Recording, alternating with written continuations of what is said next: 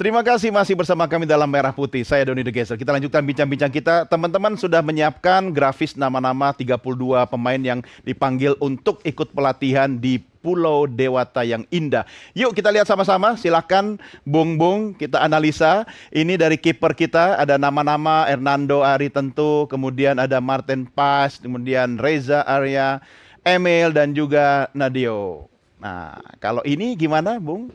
Oke, karena di pertandingan lawan China Martin Pas nggak bisa, jadi saya tampaknya nanti 23 pemain yang masuk DSW lawan China itu adalah kalau kiper Emil Eudero, Hernando Ari sama Nadio. Oke. Jadi Emil, kalau Hernando, Nadio. ya tiga. Kan Tiga. untuk setiap pertandingan tim nasional menyetorkan 23 nama, kan begitu. Betul.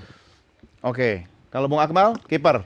Ya, yang luar biasa adalah kejutan dipanggilnya Reza Arya, tapi memang penampilannya sangat bagus belakangan di Liga 1. Artinya Alec Pastur bersama Patrick Kluivert benar-benar memantau di sisi kiper gitu kan. Sehingga kemudian melihat bakat setidaknya Reza Arya ini kan menggeser posisi yang selama ini ada Riyandi, kemudian ada Sahrul Trisna yang dulu zaman-zamannya Sintayong, tapi kemudian dia muncul sebagai salah satu kiper muda potensial walaupun ya tadi kata Bung Towel kemungkinan untuk masuk line up sangat berat, tapi kan ini pengalaman luar biasa pastinya buat Reza Arya berlatih bersama kiper-kiper top gitu kan. Yang dua adalah seniornya di Indonesia ada Nadio dan juga Hernando Ari, yang kedua adalah ya kiper yang punya ini pengalaman. Ini kan bukan ajang cari pengalaman, ini kan harus menang. Bukan, iya artinya kan ini diambil 5 gitu kan. Artinya buat Reza Arya yang masih muda ini adalah kesempatan dia menimba ilmu dari senior-seniornya yang lebih berpengalaman untuk kemudian dia jaga penampilan, barangkali suatu saat dia bisa jadi kiper utama di tim nasional. Oke, sebentar. Kalau saya berdiri di sini gimana kira-kira? Nah, satu lagi itu. Ya? Berarti ada 6 kiper. Udahlah, saya fokus jadi jurnalis aja lah ya. Oke, next. Saya minta komentarnya Bung Aris. Tapi kita lihat yang berikutnya. Ya, kita ke belakang. Oke, Bung Aris dulu. Silakan. Nama-nama ini gimana? Ya, menurut saya tetap J tetap jadi pilihan utama ya. Oke, J. Sama Rizky Ridho. Rizky Ridho. Ya, saat ini bagi saya talenta terbaik Indonesia ya Rizky Ridho. Oke. Ya, terus ada Jordi Amat sama Justin ya, sama Justin. Terus Matt Sidger dengan value yang paling mahal ya, mudah-mudahan di pertandingan lawan China ya dia bisa menampilkan permainannya yang terbaik gitu ya. Kita lihat di kedua pertandingan terakhir juga agak-agak kurang berkontribusi buat timnas Indonesia. Iya. Oke, Bung Towel, belakang. Ini posisi center back sebetulnya ya. Jadi ini adalah komposisi 5 pemain yang akan mungkin kalau pakai tiga back lagi di belakang, 3 center back. Saya pilihannya sama seperti waktu lawan Bahrain, Jay Justin Hubner dan Rizky Ridho. Jadi Jordi Amat dan Mesilger standby gitu loh. Menurut saya sih. Oke. Dan kalau kita bicara nanti pemain lokal Indonesia yang masuk 2-3, tadi di kiper ada Hernando dan Nadio, di belakang Rizky Ridho, berarti baru 3. Sebelum bergeser ke lini tengah ya. Atau apa? Wingbacknya dulu belum kan? Ya, yang menarik kalau menurut saya di belakang ini kan waktu kita lawan Australia, Justin Hubner tidak main gitu kan. Kemudian yang menarik adalah 2 kekalahan kita terakhir ketika Mesilgers main. Kita kalah 1-2 lawan Cina dan salah satu gol tercipta karena kesalahan Mesilgers. Kita lawan Australia juga karena Mesilgers yang akhirnya diganti di babak pertama, kemudian di babak kedua diganti. Artinya ini kan akan menjadi sebuah tanda tanya besar. Beranikah Patrick Kluivert mencadangkan pemain yang saat ini punya market value paling tinggi di tim nasional Indonesia? Satu itu. Yang kedua, belakangan pandit-pandit di Belanda kan juga mempertanyakan kinerja dari Mesilgers. Dianggap Mesilgers setelah menjadi pemain tim nasional Indonesia penampilannya justru makin menurun di Liga Belanda. Nah, ini artinya PR yang kemudian harus dibenahi ya oleh Patrick Kluivert sebagai tim pelatih kepala untuk bagaimana kemudian membuat Mesilgers ini bisa tampil sesuai dengan performa terbaiknya. Karena apa? Karena kalaupun dia tampil dia akan jadi debut pertama di GBK. Sejak menjadi pemain tim nasional belum pernah main di GBK, selalu pulang duluan gitu kan. Dari Cina pulang duluan, kemudian dari Australia pulang duluan. Nah, ini akan menjadi menarik kalau kemudian dia bisa tampil debut dan memberikan yang terbaik, karena ya harus dikatakan bahwa harga mahal belum tentu jadi jaminan. Yang saya khawatirkan adalah ada perang ego dengan Jay Inches gitu kan, sehingga kemudian penampilan tidak bagus. Makanya benar tadi kata Bung Toel, ya don't change the winning team di lini belakang, Jay Inches, Justin Hubner dan juga Rizky Ridho. Nah, tinggal apakah Justin Hubner ini konsentrasinya lagi bagus nih? Kan belakangan lagi demen-demenannya ini nih sama artis tuh, sama Kamari gitu kan. Nah, ini kan juga enggak, artinya ini kan juga bagian dari apakah kemudian memberikan motivasi dia sabar. lebih. Lihat sayap dulu ya. Sayap kiri, sayap kanan. Ayo, silakan Bung Aris komentarin. Sayap kiri. Kanan. Kiri. Ya. Ya, Patinama. mungkin Sen Patinama jadi pilihan utama ya bagi Patrick Kluivert ya. Di kiri Sayuri Sayuri gimana? mungkin bisa dikasih kesempatan juga karena penampilannya sepanjang liga juga sangat konsisten ya, sangat bagus. Terus Ada Verdong?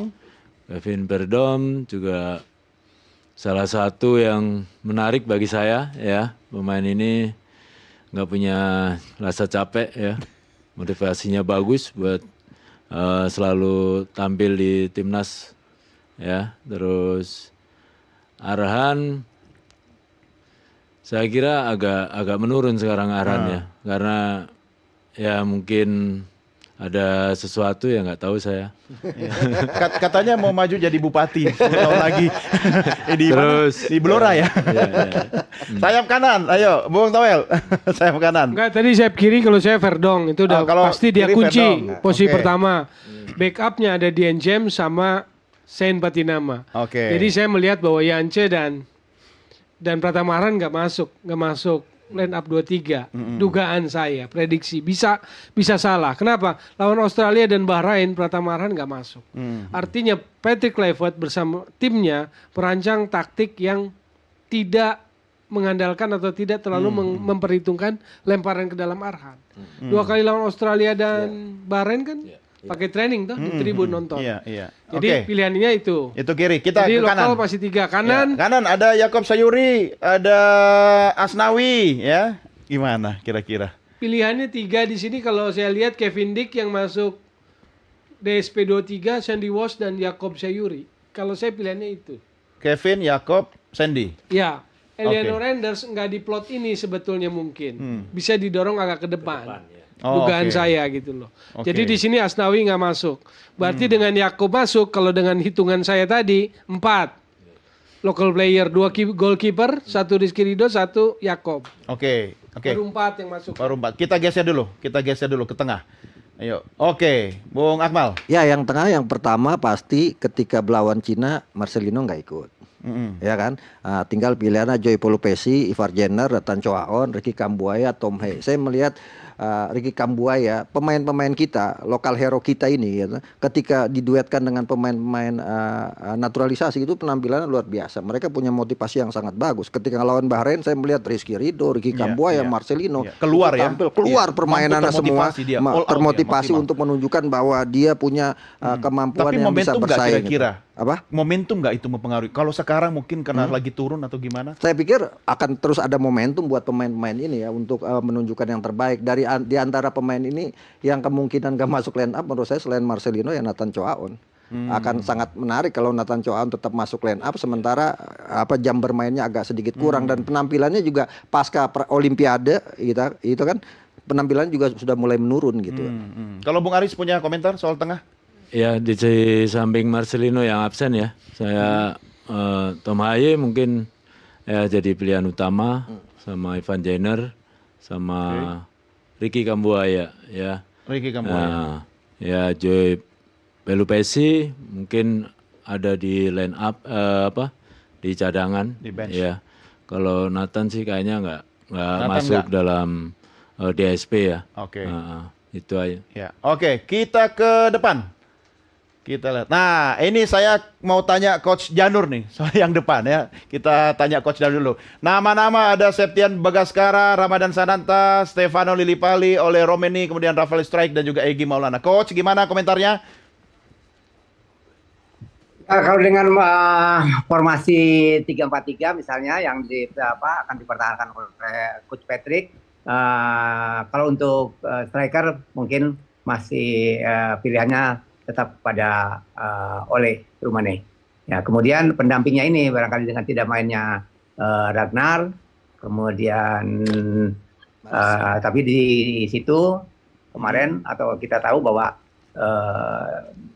memanggil pemain-pemain yang punya kecepatan. Di situ ada Jakob, ada Yance, kemudian ada Lillipali, barangkali itu akan mendampingi Ole. Mungkin kalau menurut hemat saya sih Lillipali ya tuh punya pengalaman di timnas, walaupun di akhir-akhir ini jarang menjadi pilihan utama di Borneo sendiri, tapi mungkin Lillipali yang saya pikir sama berasal dari negeri Belanda sana, mungkin perlu dipertimbangkan untuk mendampingi Ole.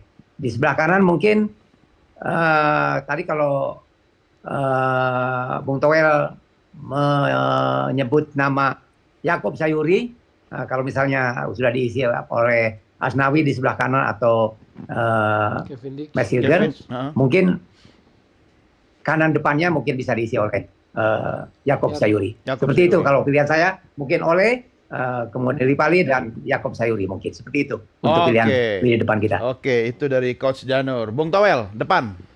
Ole pasti masuk, feeling saya. Septian nggak masuk, Stefano masuk. Ini duel perebutan tempat aja sih, atau dua-duanya bisa masuk.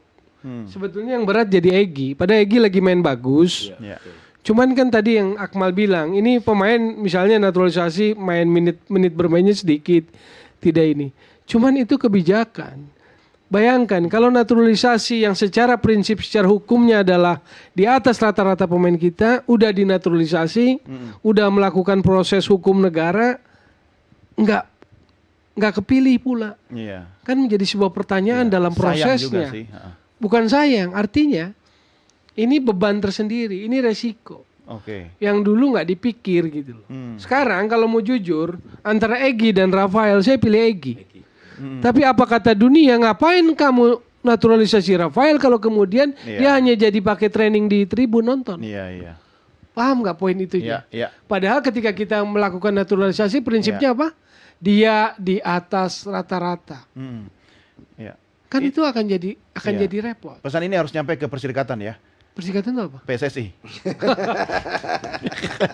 Saya nggak sevulgar beliau ini yang sudah mulai tepi jurang. Ayo, Bung Akmal, depan. Ya, kalau saya sih tinggal kalau lihat jam terbang, Egy merupakan yang di liga ya, satu-satunya pemain lokal yang jumlah golnya paling banyak di liga. Di nomor 2-nya adalah Septian Bagaskara, sama-sama di Dewa United. Mungkin salah satu di antara ini akan nggak ada yang yang nggak masuk. Septian di pertandingan krusial seperti ini kayaknya ya agak berat karena kemarin juga dipanggil, ternyata tidak masuk.